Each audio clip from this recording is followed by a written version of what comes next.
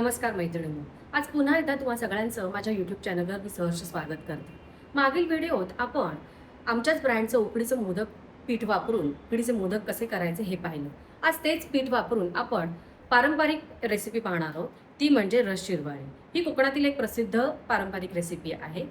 पण तत्पूर्वी तुम्ही जर माझं हे चॅनल लाईक, शेअर आणि सबस्क्राईब केलं नसेल तर तुम्ही त्या त्वरित सबस्क्राईब करा, लाईक करा, शेअर करा आणि बेल आयकॉन दाबायला विसरू नका. आजच नम्र विनंती.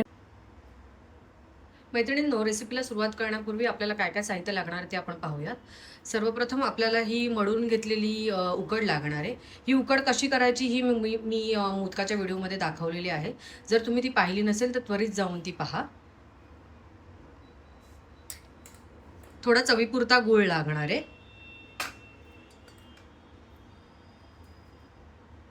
हे नारळाचं काढून घेतलेलं दूध आहे. घट्टसर दूध काढून घ्यायचं आहे नारळ खाऊन. चकलीचा साचा लागणार आहे. त्याला शेव गाळून येणारी जाळी लावायची आहे, जाड शेवेची. आणि केशर वेलची इसेन्स घ्यायचं आहे.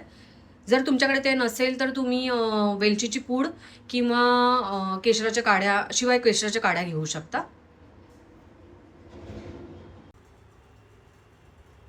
मैत्रिणींनो, तुम्ही पाहू शकत असाल मी इथे थोडंसं पाणी एका टोपात घेऊन ते उकळायला ठेवलं आहे आणि त्याला खूप छान उकळी आली आहे. या उकळत्या पाण्यातच आपण आता हे उकडीचे गोळे सोडणार आहोत. एक एक करून सावकाश सोडायचे आहेत.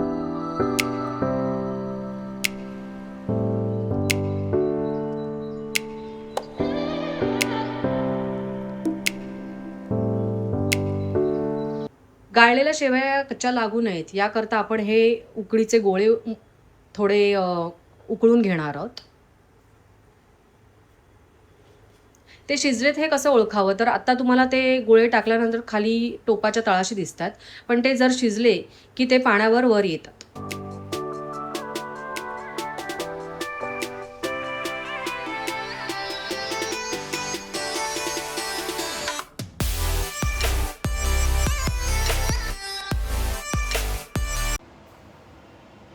तिथे गॅसवर उकड शिजतेच आहे. तोपर्यंत आपण या दुधात हा गुळ मिक्स करून घेऊयात.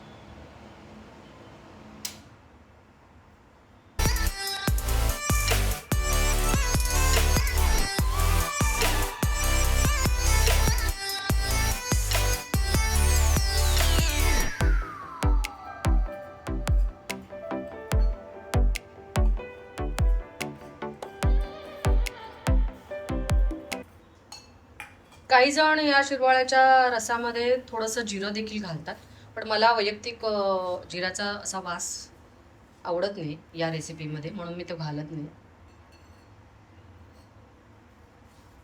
हळूहळू हळूहळू ढवळत राहायचं आहे, म्हणजे तो गूळ त्या नारळाच्या रसात विरघळेल.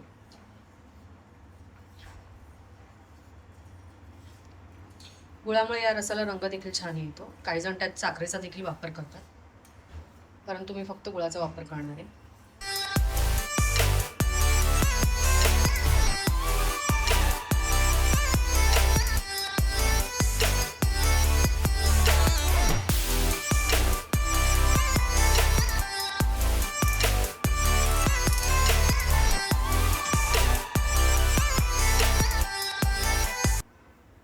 याच नारळाच्या दुधात आपण थोडंसं केशर वेलची इसेन्स घालूयात, म्हणजे त्याला छान वास लागेल आणि स्वाद देखील छान लागेल.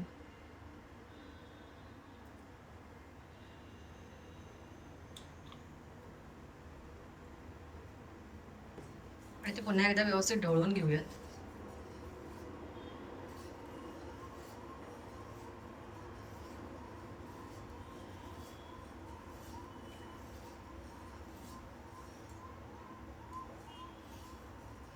त्यातला गूळ पूर्णपणे वितळेल याची खात्री करा.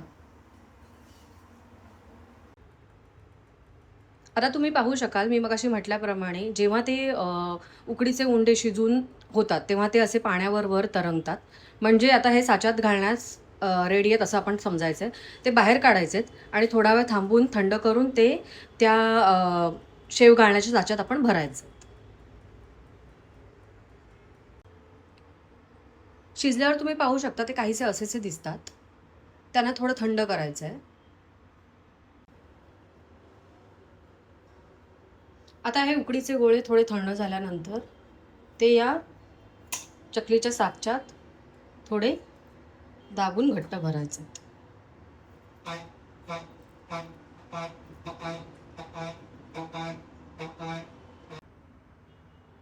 आता अशा प्रकारे हळूहळू त्याच्या तुम्हाला आवडतील त्या म्हणजे आवडतील तेवढ्या लांबीच्या शेवया पाडून घ्यायच्यात.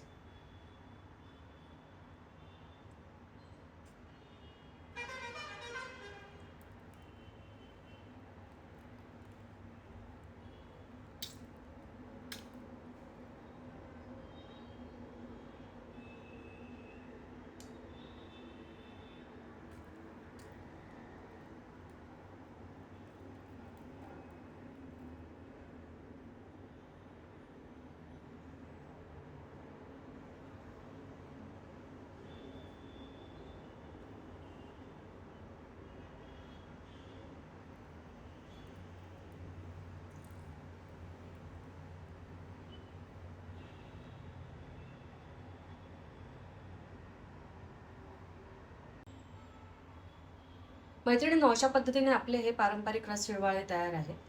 ते अतिशय उत्कृष्ट लागतात. तर तुम्ही हे जरूर करून पहा. तुम्हाला जर माझी ही रेसिपी आवडली असेल तर तुम्ही त्वरितच माझं चॅनल आणि ही रेसिपी लाईक, शेअर आणि सबस्क्राईब करा. धन्यवाद.